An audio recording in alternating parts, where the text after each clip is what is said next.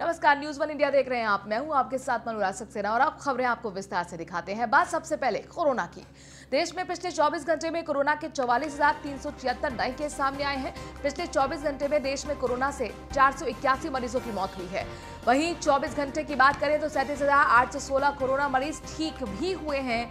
देश में कोरोना संक्रमण के एक्टिव केस 4,44,746। देश में कोरोना संक्रमितों की संख्या बढ़कर 92,22,217। देश में कोरोना से अब तक 1,34,699 मरीजों की मौत हो चुकी है।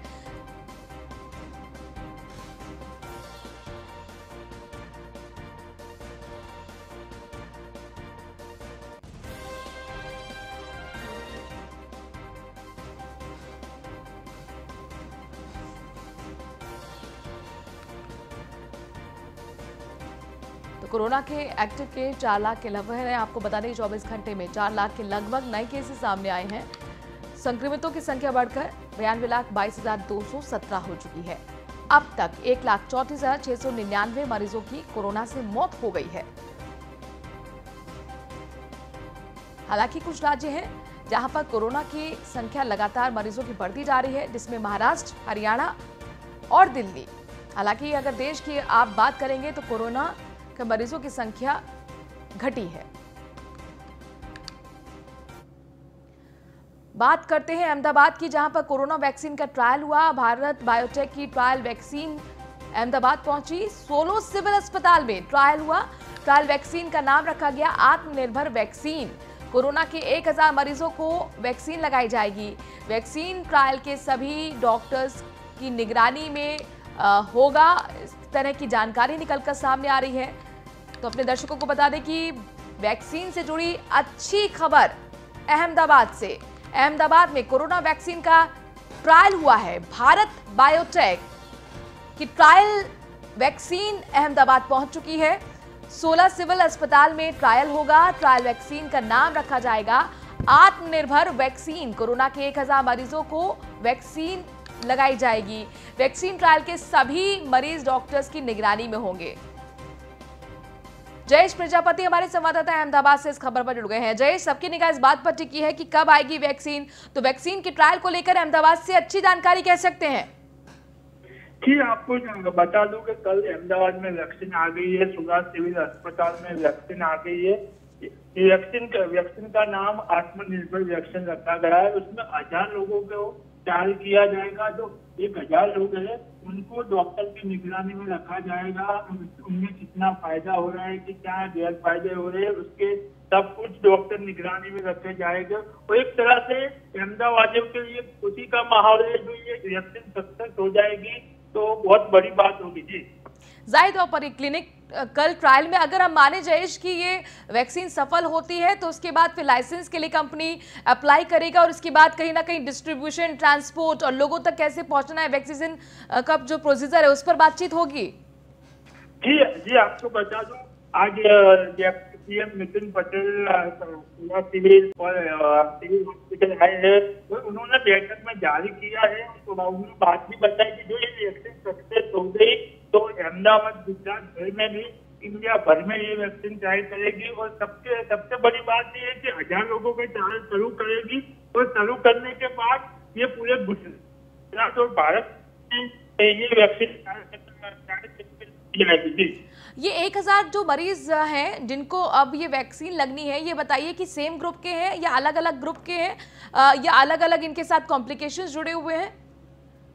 जी, आपको बता दूं तो अभी कोरोना के मरीज है, जो मरीजों की कंडीशन खराब है वो लोगों को ये वैक्सीन दी जाएगी। ये वैक्सीन उसमें कितने असरकारक है, सभी लोगों जो वैक्सीन में जो लोगों की तबियत ज्यादा खराब है, कम खराब है, सभी लोगों पे ये असर दिखाई जाएगी। उसमें से डॉक्टर निर्णय देंगे कि ये रसी कितने असरकारक है, ये वैक्सीन कितना फर्क होता है और कितना जल्दी पेशेंट बाहर आता है। और बहुत बड़ी बात यह है कि वैक्सीन से कोई जल्दी इफेक्ट नहीं होती या कोई गैर फायदा नहीं हो रहा है, ये भी एक बड़ी बात है। यानी कुल मिलाकर अब मानव ट्रायल कह सकते हैं, 1000 मरीजों पर ये वैक्सीन अब ट्रायल के रूप में शुरू होने जा रही है और देखना होगा कितनी असरदार ये वैक्सीन होती है। बायोटेक की कोवैक्सीन है जिसे आत्मनिर्भर वैक्सीन का नाम दिया गया है। अहमदाबाद में ये ट्रायल होगा और इसके बाद ही अगर ये सफल होती है तो फिर माना जाए कि मार्केट में जल्द ही उतर सकती है। शुक्रिया जयेश, तमाम जानकारी हम तक पहुंचाने के लिए।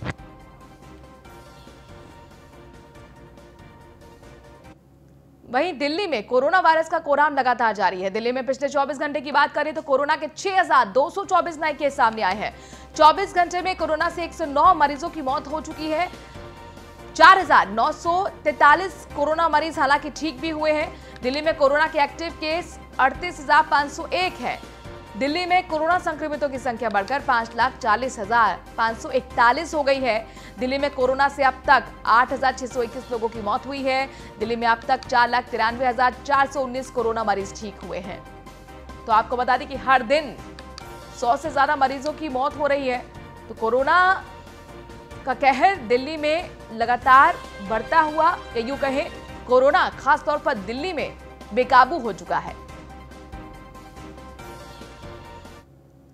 बात निवार तूफान की करते हैं। तमिलनाडु में निवार तूफान का असर शुरू हो गया है। पुडुचेरी में तेज हवाएं चल रही हैं, बारिश का दौर जारी है। 12 टीमें, पुडुचेरी में 3 टीमें, आंध्र प्रदेश में 7 टीमें लगाई गई हैं। एनडीआरएफ की आज देर रात को कलपक्कम में और पुडुचेरी के नजदीक लैंडफॉल करेगा। ये तूफान तमिलनाडु में हेल्पलाइन नंबर भी जारी की गई है लोगों के लिए। स्वास्थ्य विभाग ने तटीय इलाकों में 465 एम्बुलेंस को हाई अलर्ट पर रखा है। निवार तूफान के मद्देनजर रेलवे ने कई ट्रेनों को रद्द कर दिया है। तो निवार तूफान माना जा रहा है कि जल्द ही आएगा, उसका असर भी देखने को शुरू हो गया है। पुडुचेरी में इस वक्त तेज हवाएं चल रही हैं, बारिश का दौर जारी है। पुडुचेरी में 3 टीमें, आंध्र प्रदेश में 7 टीमें। तटीय इलाके में आपको बता दें कि तमाम एम्बुलेंस को हाई अलर्ट पर रखा गया है। ये देखिए, ये तटीय इलाके पुडुचेरी की तस्वीरें। समुद्र में तेज तेज लहरें उठती हुई, तेज हवाएं चल रही हैं और बारिश लगातार जारी है। तो निवार तूफान ने अपना असर दिखाना शुरू कर दिया है। हालांकि इससे ज्यादा नुकसान ना हो इसके लिए पूरी तरह से प्रशासन अलर्ट है। एनडीआरएफ की कई टीमें तटीय इलाके में हैं। मछुआरों को तटीय इलाकों तक जाने की इजाजत नहीं है। महाराजगंज से इस वक्त बड़ी खबर आ रही है। जिला पंचायत अध्यक्ष प्रभु दयाल का पावर सीज, वित्तीय और प्रशासनिक अधिकार को सीज कर दिया गया है।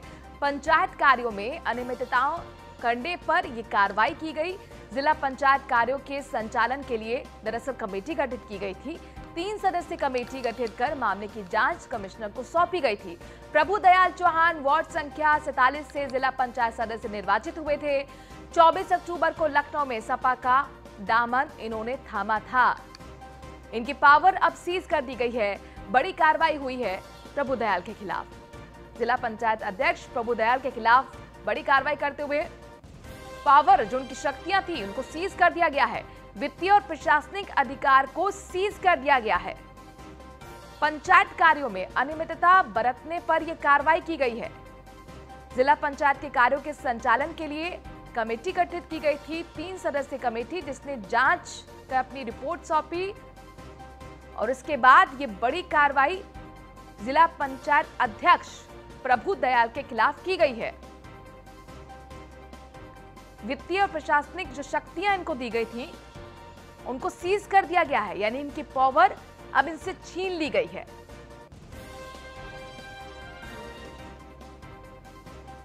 पंचायती कार्यों में अनियमितता लगातार शिकायतें मिल रही थी जिला प्रशासन को, जिसके बाद 3 सदस्यीय कमेटी गठित की गई। पुलिस कमिश्नर को सौंपी गई है जांच और उसके बाद जांच रिपोर्ट सामने आने के बाद प्रभु दयाल के खिलाफ ये बड़ी कार्रवाई कह सकते हैं। मोहम्मद आरिफ महाराजगंज से इस खबर पर ज्यादा जानकारी के साथ जुड़ गए हैं। मोहम्मद आरिफ, जाहिर तौर पर बहुत बड़ी कार्रवाई कही जा सकती है प्रभु दयाल के खिलाफ। जी मैम, बहुत बड़ी कार्रवाई है। इससे लगातार जो है कई पार्टियों में अपने आप को बदलते रहे हैं और और कई बार अनियमितताओं को लेकर इनके ऊपर आरोप लगे हैं। कई सड़कें भी कई बार बनती हैं तो उसमें भी गमन के मामले आते रहते हैं, इसलिए लगातार इनका नाता विवादों से ही रहा है। जी मोहम्मद आरिफ, क्या प्रभु दयाल के अलावा किसी और के खिलाफ भी जांच रिपोर्ट में नाम आया है? अभी तक तो जांच चल रहा है, अभी मंडलायुक्त जांच नियुक्ति के लिए तय हुए हैं, लेकिन अब जांच में और भी खुलासे होंगे और काफी लोगों के नाम आने की संभावनाएं हैं। शुक्रिया मोहम्मद आरिफ, हमसे जुड़ने के लिए, तमाम जानकारी हम तक पहुंचाने के लिए। तो प्रभु दयाल के खिलाफ तो कार्रवाई हो गई है, जैसा हमारे संवाददाता मोहम्मद आरिफ बता रहे थे कि जैसे जैसे जांच आगे बढ़ेगी, माना जा रहा है और बड़े नाम सामने आ सकते हैं, उनके खिलाफ भी कार्रवाई हो सकती है। इटावा से खबर है, जहां पर एसएसपी आकाश तोमर ने बड़ी कार्रवाई की है। अवैध तरीके से करोड़ों की संपत्ति बनाने वालों पर यह कार्रवाई की गई है। फर्जी फार्मेसी कॉलेज बनाकर छात्रों के भविष्य के साथ खिलवाड़ किया गया था। रजत त्रिपाठी समेत उसके पिता वेद प्रकाश की 6 करोड़ से ज्यादा की संपत्ति को जब्त किया गया है। सैकड़ों लोगों के खिलाफ 80 से ज्यादा केस दर्ज किए गए हैं। गैंग बनाकर अपराध करने पर मुकदमा दर्ज हुआ है। अवैध संपत्ति जब्त करने की कार्रवाई में प्रशासन जुटा हुआ है। गैंगस्टर अनीश उर्फ पाशु पर 25,000 का इनाम घोषित था।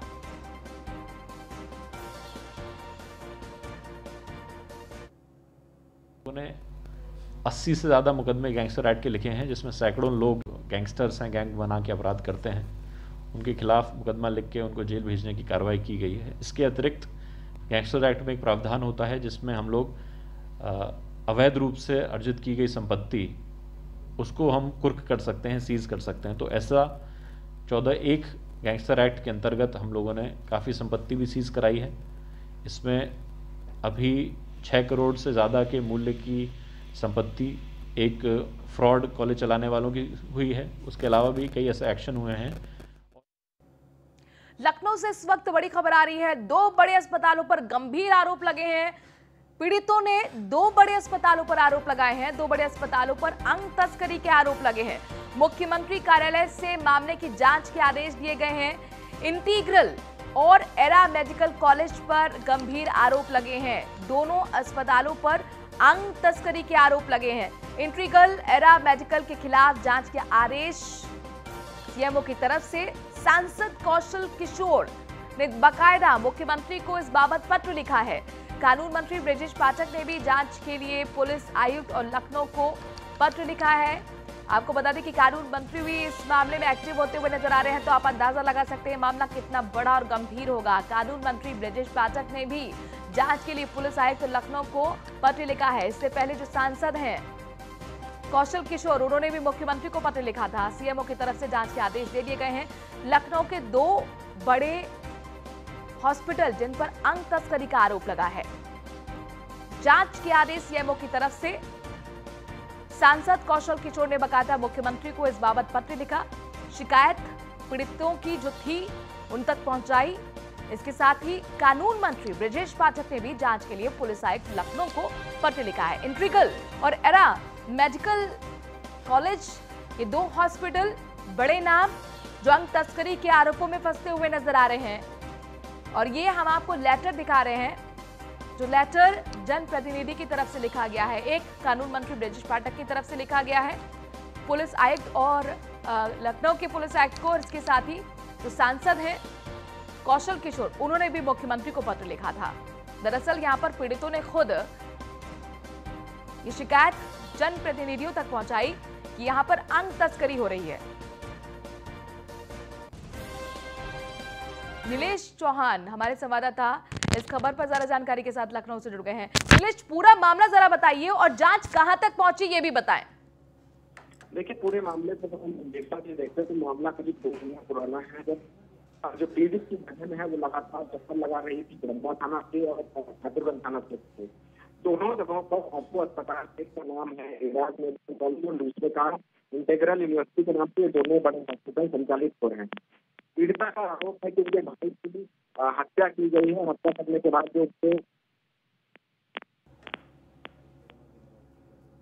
जी नीलेश, आपकी ऑडियो कट गई, फिलहाल के लिए बहुत बहुत शुक्रिया। तो यहाँ पर कई केसेस ऐसे सामने आए जिसमें पीड़ितों को लगा कि यहाँ पर अंग तस्करी हो रही है, और 2 अब इंटीग्रल और एरा मेडिकल बड़े हॉस्पिटल जो अंग तस्करी के आरोपों में फंसते हुए नजर आ रहे हैं। सीएमओ की तरफ से जांच के आदेश इस मामले में दे दिए गए हैं। शाहजहांपुर से अगली खबर है। बीजेपी विधायक रोशन लाल वर्मा का एक ऑडियो वायरल हो रहा है। ऑडियो में एक महिला के परिजनों को वो धमकाते हुए नजर आ रहे हैं। महिला ने विधायक पर जमीन हड़पने का आरोप लगाया है। शिकायत करने थाने पहुंची पुलिस को थानाध्यक्ष ने भगा तक दिया। विधायक की दबंगई से परेशान महिला ने कलेक्टर परिसर में धरना दिया। दबंग बीजेपी के विधायक के खिलाफ पुलिस भी कार्रवाई नहीं कर रही है। तिलहर विधानसभा क्षेत्र से बीजेपी के विधायक हैं Roshan Lal Verma. News 1 India viral audio की पुष्टि नहीं करता है।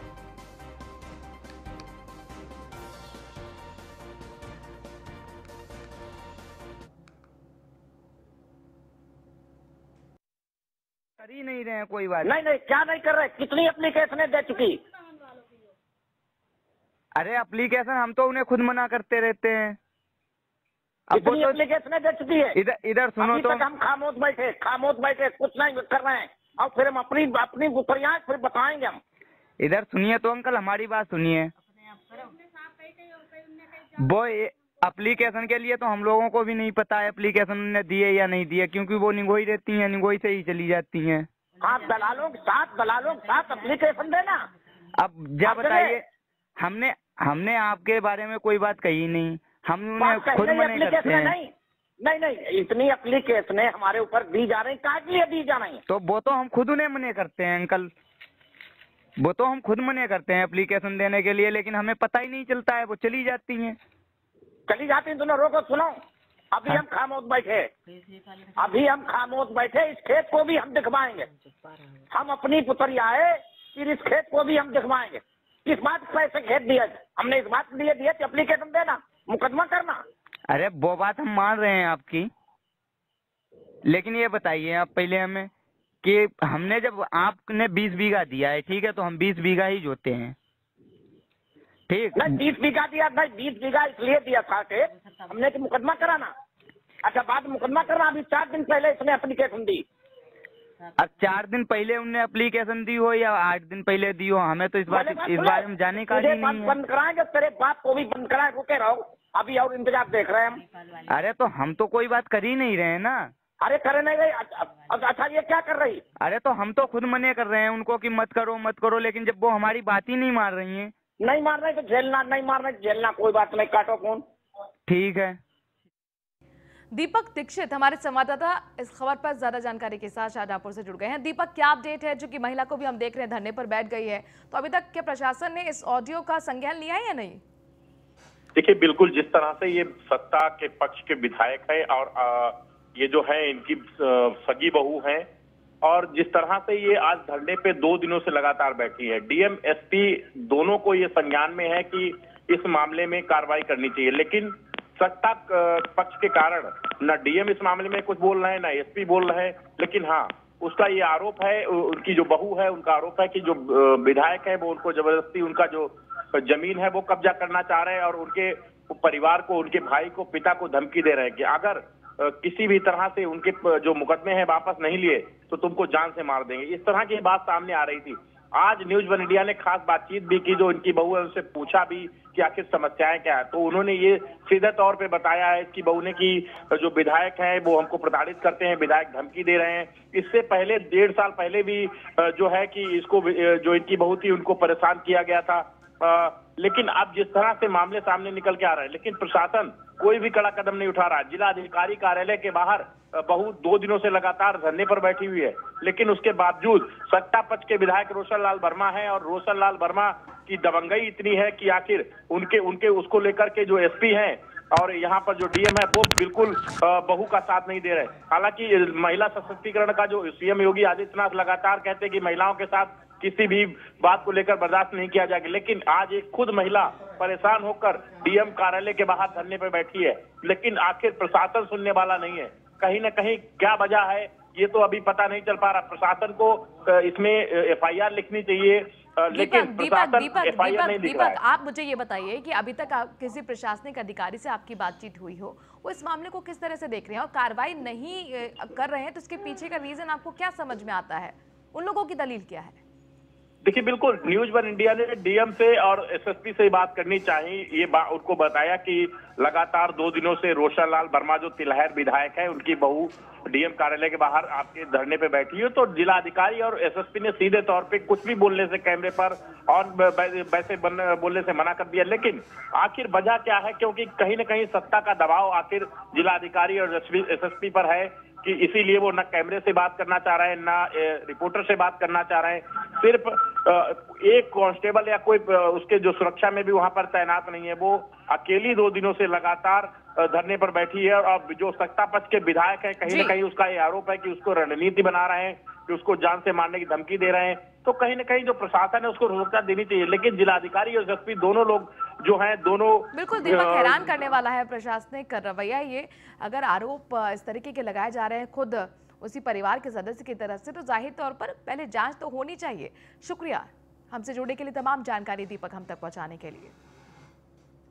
वक्त छोटे से ब्रेक का है, खबरों का सिलसिला जारी है न्यूज़ वन इंडिया पर।